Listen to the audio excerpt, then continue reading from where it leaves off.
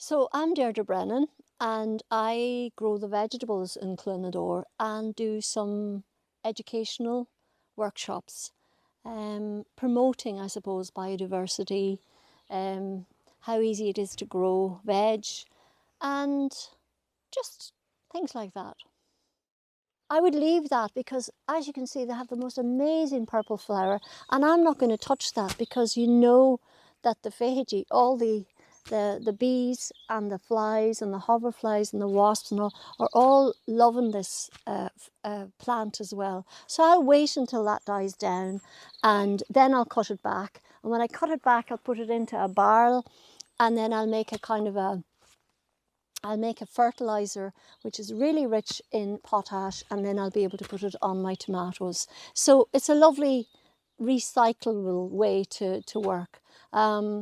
The spinach, courgettes, some of the things now, the peas are finished, some of my beans are still going, and my lovely, now somebody said to me, God, and it was a very, very wet summer, but my calabrese loved it. Now some of the leaves are starting to dry up now, but I had a lovely crop of calabrese this year, and of course lettuces love water.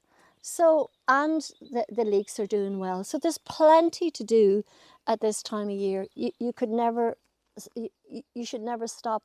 We have to realise as well that this is benefiting us as well. I'm a vegetarian, I have been for 30 years, and there's nothing nicer than growing your own food. There's nothing nicer than eating your own broccoli or your spinach, your lettuce. Now they're finding out that the soil has so much benefit, your own soil has so much benefit for your own microbiome or your own gut health. So it's just wonderful. Late evening now, and you hear all these lovely birds getting ready to go to bed. They're picking some of the berries. There's a little robin up there, and they keep you company as well when you're out in the garden.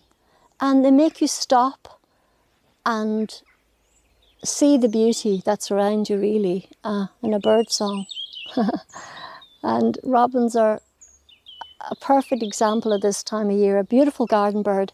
Not to forget to feed these birds in the winter time. This is really important as well, as part of the educational stuff I do with young kids coming out. Look after your birds. They're very, very important. We all know how important bees are as well, but our garden birds in the winter time, they have a hard time, so look after them.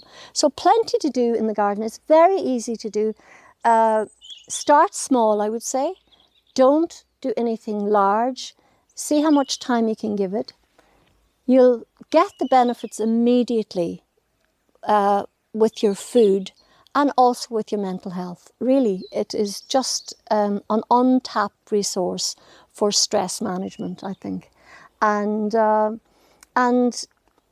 put seaweed on this, I put comfrey on it, I put horse manure on it, anything I can get a hold of.